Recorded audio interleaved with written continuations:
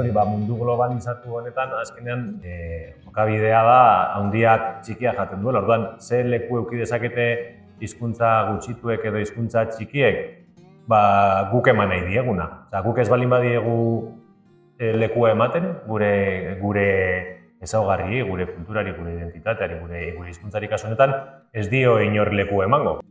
Euskarak badu bere mundua, badu bere lekua eta badu bere konektagarritasun hori lortzeko aukera ematen duela esango nuke. Euskaraz ikastea, euskara jakitea beti izango da hobea, ez jakitea baina. Hori argi, edozein hizkuntza jakitea onuragarri izango den bezala guztientzako, ez da?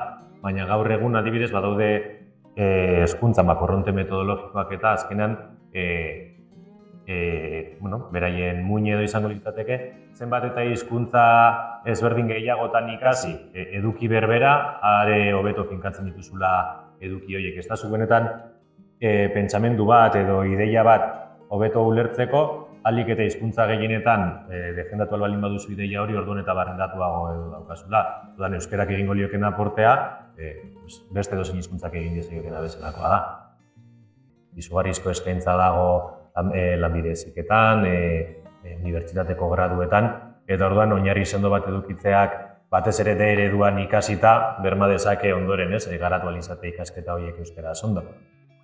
Gainera, ate bat gehiago zabaltzen dizu etorkizun laboral batean Euskal Herrian.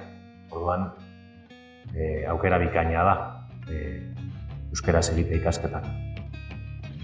Eman etxekoei euskararen giltza.